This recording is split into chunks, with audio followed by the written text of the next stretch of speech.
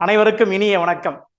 திங்களோடும் செம்பொருதி தன்னோடும் மங்குகடல் ஐந்தோடும் உடுக்களோடும் பிறந்த தமிழோடு யாம் பிறந்தோம் என்ற பாரதிதாசனுடைய வரிகளுக்கு வணங்கி உலகலாம் உணர்ந்து ஓதுவதற்கரியவன் நிலவலாவிய நின்வளர் வேணியன் அழகு ஜோதியன் அம்பலத்தாடுவான் அவன் பொன் சிலம்படி போற்றி வணங்குவோம். எல்லாமல்ல இறைவனை வழங்கி இந்த 2024ஆம் ஆண்டுக்கான குரூப் 2 பிரிமினரி எக்ஸாமினேஷன் முதல்நிலை தேர்விலை வெற்றி பெற்று முதன்மை தேர்வுக்கு தயாராகி கொண்டிருக்கக்கூடிய என் மாணவ கண்மணிகள் அனைவருக்கும் என்னுடைய இதயம் கடிந்த வணக்கங்களையும் வாழ்த்துக்களையும் உரிதாக்குகிறேன். அதாவது இந்த குரூப் 2 தேர்வுக்கு குரூப் 2A தேர்வுக்கு இருக்கக்கூடிய நாட்களோ குறைவு. அதை எப்படி சரி செய்யணும், எப்படி படிக்கணும், ஒரு ஸ்டடி பிளானும் அதுக்கான ஒரு வகுப்பும் அப்படின்றதான் உங்களுடைய இப்போ இந்த குளஞ்சியப்பா ஏஎஸ் அகாடமியில் உங்களுக்கு ஏற்பாடு செய்யப்பட்டுள்ளது. அந்த வகுப்பிற்கு அந்த பேட்சுக்கு என்ன பேர் வச்சிருக்கோம் அப்படின்னு கேட்டிங்கன்னா இனியவை 40. ஏன் கேட்டீங்கன்னா இருப்பதோ 40 நாட்கள், அதனால தான் இனியவை 40 அப்படின்னு இந்த 40 நாட்களையும் இனிமையாக உங்களுக்கு நடத்தி வெற்றி வாகையை சூட வேண்டும் என்பதுதான் எங்களுடைய ஒரே ஒரு கருத்தாக உள்ளது. ஓகேங்களா? இந்த நேரத்தில் பாருங்க, இந்த சிலபஸை எடுத்து பார்த்துக்கிட்டீங்க அப்படின்னா எப்படிதான் அந்த வகுப்புகள் போக போகுது மட்டும் நம்ம அனலைஸ் பண்ணிட்டு பார்க்கலாம். ஃபர்ஸ்ட் பாருங்க, இந்த unit part A, part B, part C 3 பார்ட்டா நம்முடைய சிலபஸ் கொடுத்துருக்காங்க, உங்களுக்கே தெரியும். இதுல பாருங்க, மாடர்ன் இந்தியா. ஓகேவா? மாடர்ன் இந்தியா கிடையாது, modern history of Tamil Nadu. Group 2 சிலபஸுக்கும் குரூப் 2A சிலபஸுக்கும் ஒரு சின்ன வித்தியாசம் என்ன சார்னு கேட்டீங்கன்னா, அது வந்து modern India with reference to Tamil Nadu அப்படின்னு இருக்கும். மாடர்ன் இந்தியாவை படிக்கணும், ஓல் இந்தியாவை படிச்சுட்டு ரெஃபரன்ஸ் தமிழ்நாடு நோக்கில் என்ன இருக்குது அதை மட்டும் பார்க்கணும். ஆனா இதை பொறுத்தளவுக்கு மாடர்ன் இந்தியா நோக்குல அப்ப தமிழ்நாடுல போர்ச்சுகீசியர் காலத்துல என்னெல்லாம் நடந்துச்சு, டச்சுக்காரர் காலத்துல என்னெல்லாம் நடந்துச்சு, கர்நாடக போர்கள் என்ன, மைசூர் போர்கள் என்ன, ஏன்னா ஒரிசா மைசூர் எல்லாமே சேர்ந்ததுதான் ஒரு தமிழ்நாட்டினுடைய மாநிலமாக இருந்துச்சு. அது எப்பொழுது பிரிக்கப்பட்டது என்பது உங்களுக்கு தெரியும். அதனாலதான் சொல்றேன், அந்த முழுவதுமாக சேர்த்து படிக்கணும். அதாவது தமிழ் சமூகம், தமிழ் பண்பாடு, இந்த தலைப்புகள் எல்லாம் சேர்ந்து நீங்க படிக்க வேண்டும். ஓகேங்களா? இதற்கு நம்முடைய அகாடமி ஒரு 7 வகுப்புகள், அதாவது 2 வகுப்பா போட்டு ஒரு 7 வகுப்புகள் நடத்தப்படுது. அடுத்த administrations of reference to Tamil Nadu. ஓகேங்களா? அப்ப இந்தியாவினுடைய அந்த தமிழ்நாடு ரெஃபரன்ஸ் டு தமிழ்நாடு, தமிழ்நாடு குறித்த பார்வையுடன் மாநில நிர்வாகம்னு சொல்லியிருக்காங்க. ஓகேங்களா? ஃபர்ஸ்ட் பாருங்க, இந்த சிலபஸை பார்த்தாலே மத்திய நிர்வாகத்துல இருந்து அமைச்சிருக்கோம். ஓகேங்களா? முகவுரை எல்லாமே கொடுத்து லாஸ்டா வந்து தமிழ்நாட்டினுடைய தலைமைச் செயலகம் எப்படி இருக்கும், தமிழ்நாட்டினுடைய அந்த தலைமை பொறுப்பு எப்படி இருக்கும், முதலமைச்சர் எப்படிலாம் செயல்படுறாரு, தலைமைச் செயலருடைய ரோல்ஸ் என்ன, ரூல் என்ன, அதை பத்தி ஃபுல்லா பார்க்கக்கூடியது தான்.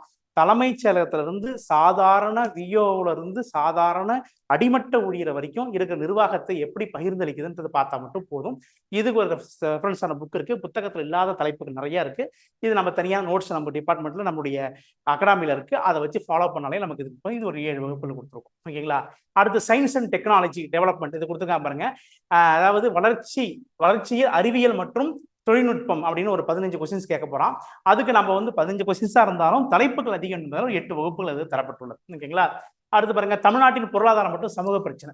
ஓகே, என்ன பிரச்சனை, வறுமை, குழந்தை தொழிலாளர், வேலை வாய்ப்பின்மை, இதை பத்தி நம்ம பார்க்க வேண்டியது தான். புத்தக சோர்ஸ் கம்மியா இருந்தாலும் அவுட்டர் சோர்ஸ் நிறைய படிக்க வேண்டியது இருக்கும்.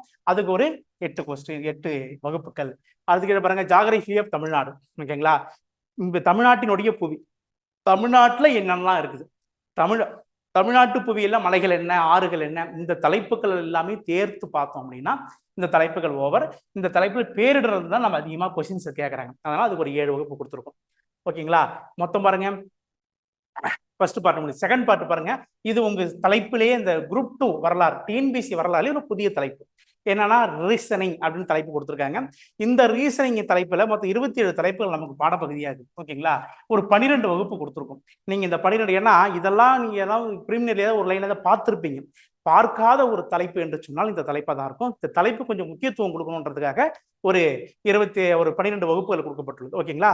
இந்த தலைப்பை பார்த்துங்க. நெக்ஸ்ட் பாருங்க, இந்த தமிழனுடைய எப்பொழுதுமே தமிழை மறக்க முடியாது இல்லையா? அதனால இந்த தமிழுடைய பாடத்துல நம்முடைய பார்ட் பிரிமினரில பார்ட் ஏ இருந்து பார்த்தீங்களா, இலக்கணம், அந்த இலக்கண மொழிபெயர்ச்சி ஃபுல்லா கொண்டு வந்து இங்க கொடுத்துருக்காங்க. அதுக்கு ஒரு 6 வகுப்பு கொடுத்துருக்கோம். மொத்தம் 54 வகுப்புகள். எல்லாம் பாருங்க, டோட்டல் ஃபீஸ், அதாவது டோட்டல் வகுப்பு என்னன்னு டெஸ்ட் என்னன்னு கேட்டீங்கன்னா 18 + 3 + ஒரு 5 ரிவிஷன் டெஸ்டா இருக்கும். ஓகேங்களா?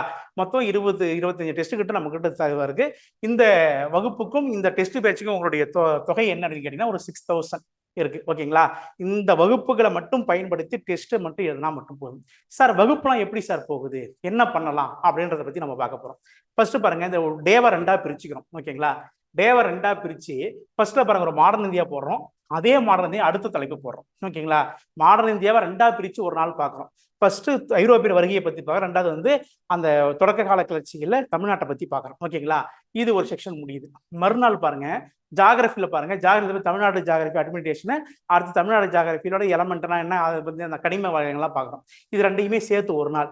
அடுத்த நாள் என்ன பண்றோம் அப்படின்னா இதுக்கான டெஸ்ட். ஓகேங்களா? நீங்க இதுக்கான டெஸ்ட் அன்னன்னைக்கு போய் நைட்டு படிக்கிறீங்க. ஏன்னா ஒரு நாள் கேப் விட்டு டெஸ்ட் வைக்கிறதுக்கான நேரங்கள் நம்ம கிட்ட இல்லை. அன்னன்னைக்கு சிலபஸ் அன்னன்னைக்கு போய் முடிக்கிறீங்க. அதுக்கான ப்ரீவியஸ் கொஸ்டின் பேப்பர் உங்க குரூப்ல பகிரப்படும், அதை பாக்குறீங்க. மறுநாள் வந்து அடுத்த டெஸ்ட் அடுத்த கிளாஸ் அட்டன் பண்றீங்க. அதுக்கான வினாக்களும் குரூப்ல உங்களுக்கு பகிரப்படும். அதுக்கப்புறம் ரெண்டையும் சேர்த்து மறுநாள் வந்து டெஸ்ட் எழுதுறீங்க. ஓகேங்களா? இந்த டெஸ்ட்டுக்கான டிஸ்கஸ் அப்பயே கொடுக்கப்படும்.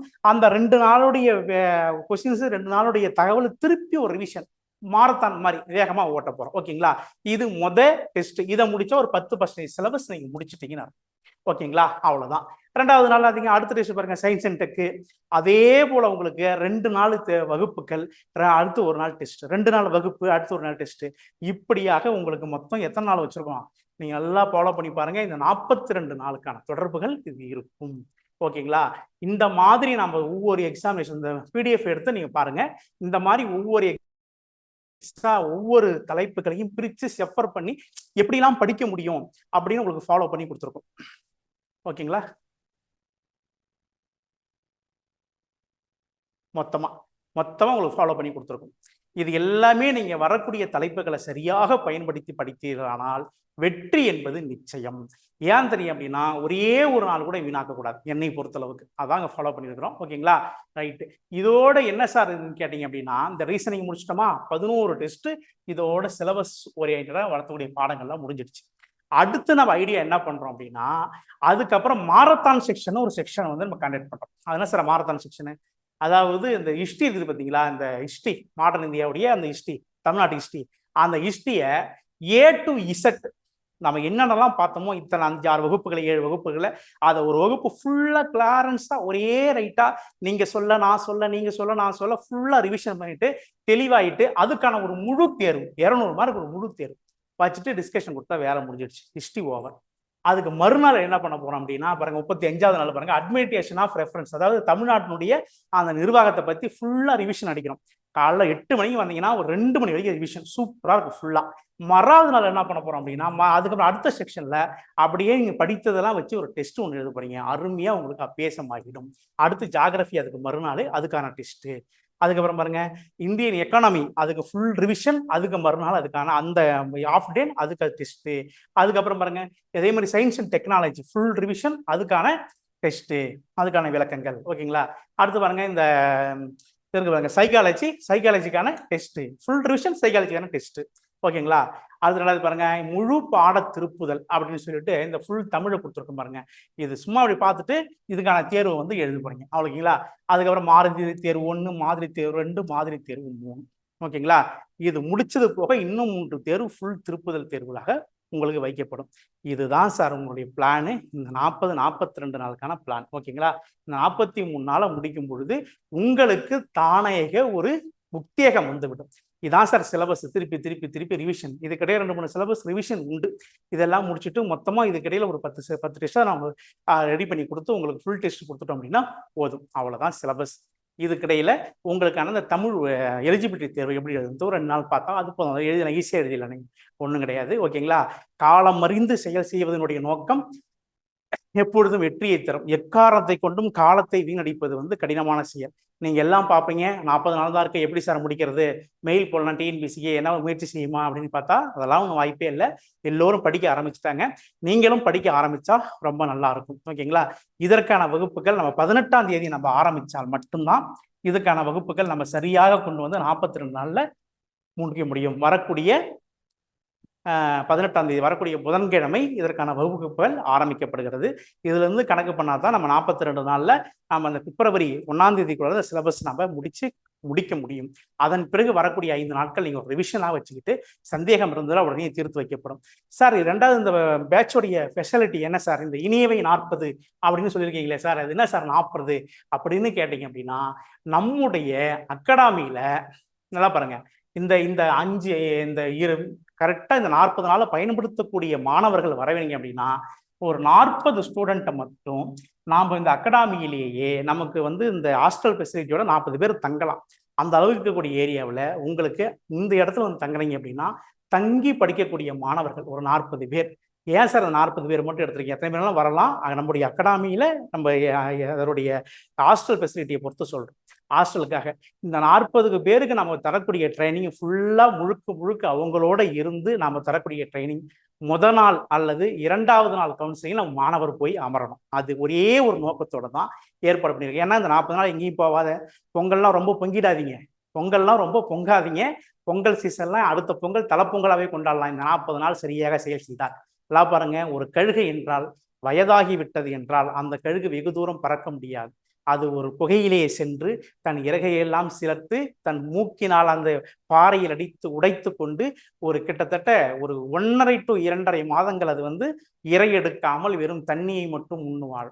அதன் பிறகு இறகுகள் வளைந்து அழகு முழுசாக வளர்ந்தவுடன் அதிலிருந்து பறந்து தன் இரையை எடுத்து அதிலிருந்து 10 ஆண்டுகள் வாழக்கூடிய திறமை பெற்ற கழுகு. அந்த கழுகை போன்று இந்த 40 நாட்கள் நம்ம செயல்பட வேண்டும். உன்னுடைய திறமையும் உன்னுடைய நேரமும் உன் கையில் உள்ளது. அதனால் ஊக்கம் உடையவருடைய நெஞ்சு எப்பொழுதும் ஆக்கத்தை தரும் என்று வள்ளுவனுடைய கூற்று உண்டு. அதன் பிரகாரம் இங்க பாருங்க, உடையது ஊக்கம், ஊக்கம் பொருளுடைமை, நில்லாது நீங்கிவிடும் என்று வள்ளுவர் கூற்றின்படியே எப்பொழுதுமே ஊக்கம் உடையவரிடத்திலே பொருள் சேர்ந்துவிடும். ஊக்கம் இல்லாதவன் எப்பேற்பட்ட பொருளையும் தானே அழித்து விடுவான். அதனால ஊக்கமும் ஆக்கமும் ஒரு மனிதனுக்கு தாளச் சிறந்த ஒரு பொருளாக இருக்கும். இதை சரியாக பயன்படுத்தி இப்பொழுது கூட உங்களுக்கு சொல்றது என்னன்னா, 40 மாணவர்கள் எக்ஸ்ட்ரா கூட வந்தா கூட பக்கத்துல ஹாஸ்டல் சரி பண்ணிக்கலாம். ஓகேங்களா? நீங்க தேடி வாங்க. ரொம்ப ஃபீஸ் ரொம்ப கம்மியா உங்களுக்கு 6000 ரூபாய் தான் ஃபீஸ் ஃபிக்ஸட் பண்ணிருக்கு. ஓகேங்களா? எங்களுக்கு தர வேண்டிய ஃபீஸ். இதுலயே இந்த 18, 19 நான் அதாவது இந்த முதல் 2 நாள் நீங்க வந்து வகுப்பை பார்த்துட்டு அதன் பிறகு கூட நீங்க வந்து ஜாயின் பண்ணிக்கலாம். ஃபர்ஸ்ட் டெமோ கிளாஸ் வாங்க, எல்லோரும் தேடி வாங்க. இதற்கான கிளாஸஸ் உங்களுக்கு இல்லைங்க சார், வெகு தூரம் வந்து பயணித்து படிக்க முடியாது அப்படின்னு நினைச்சீங்கன்னா, உங்களுக்கு ஜூம் மீட்டிங்ல ஆன்லைன் கிளாஸஸும் ப்ரொவைட் பண்றோம். இந்த நம்பருக்கு கால் பண்ணுங்க. ஆன்லைன் நம்முடைய அகாடமி நம்பருக்கு கால் பண்ணுங்க. பிடிஎஃப்ல இருக்கும். அந்த அகாடமி நம்பருக்கு கால் பண்ணி உங்களுக்கான ஆன்லைன் கிளாஸை புக் பண்ணிங்க. இதற்கான வீடியோவும் இதற்கான மெட்டீரியல் எல்லாருமே எங்கேயுமே தர முடியாத அளவுக்கு மெட்டீரியல் வித் டெஸ்ட் வித் வகுப்பு அதனோடு சேர்ந்து டெஸ்ட் பேஜே சில பேர் போடலாம் சார், அதெல்லாம் வேண்டாம். நான் தெளிவா பேசி வகுப்பு, அதற்கான மெட்டீரியல், அதற்கான கொஸ்டின் பேப்பர், டெஸ்ட் எல்லாமே சேர்த்து ஒரு 6000 ரூபாய்க்கு உங்களுக்கு கொடுக்கக்கூடிய ஒரே ஒரு நிறுவனமா நம்ம நிறுவனம் இருக்குது. அதனால இதை ஃபாலோ பண்ணி இந்த 54 வகுப்பு போதுமானா கண்டிப்பா போதும். 40 நாள் போதுமானா போதும். யாருமே நீங்க வந்து ப்ரீமினரி பாஸ் படிக்காமலாம் பாஸ் பண்ண முடியாது. படித்து பாஸ் பண்ணி வந்திருக்கீங்க. அதை வீணடிக்காமல் எங்களிடத்திலே வந்து சேர்ந்து வெற்றி வகையை சூட வேண்டும் என்று எல்லாம் வல்ல இறைவனை வேண்டுகிறேன். நம்முடைய அகாடமியை இதுவரை படித்து குரூப் 2 மற்றும் யூபிஎஸ்சி குரூப் 1 படித்த மாணவர்களுடைய எண்ணிக்கை 2000க்கு மேற்பட்ட மாணவர்கள் இந்த 8 ஆண்டுகளில் உருவாக்கி இருக்கக்கூடிய நிறுவனம் நம்முடைய நிறுவனம். அதனால நீங்களும் தேடி வந்து இந்த அகாடமியிலேயே சேர்ந்து உங்களுடைய வெற்றி வாகையை சூட வேண்டும் என்று எல்லாம் வல்ல இறைவனை வேண்டுகிறேன். முதல்ல நம்ம வெயிட்டிங் ஸ்டூடெண்ட்ஸ் வந்து 40 ஸ்டூடெண்ட், அதாவது 40 பேர் நம்மளுடைய ஹாஸ்டல் தங்கி படிக்கலாம். அதர் ஸ்டூடெண்ட்ஸ் வந்தீங்க அப்படின்னா அதர் ஹாஸ்டல் தங்கி படிக்க வைக்கலாம். நீங்க வந்தீங்க அப்படின்னா உங்களோட ஒரு மென்டார் கூடயே இருந்து இரவு பகலாக தங்கி உங்களுக்கு எதெல்லாம் சொல்லி கொடுத்து நைட்ல எழுந்து படிக்க வச்சு உங்களுக்கு தெளிவான பாடத்தை நடத்தி கொண்டு வந்து வெற்றி வகையை சூடக்கூடிய வரைக்கும் இருப்போம். 2வது, இந்த வருஷம் பொங்கல் நமக்கு இல்லை. பொங்கல் செய்திலாம் லீவு கிடையாது. அதெல்லாம் ஃபாலோ பண்ணி வந்தீங்க அப்படின்னா வெற்றி வகையை சூடலாம். அதன் வரைக்கும் நம்ம அகாடமியை தேர்ந்து வந்து வெற்றி வாகையை சூட வேண்டும் என்று எல்லாம் வல்ல இறைவனை வேண்டுகிறேன். நன்றி, வணக்கம்.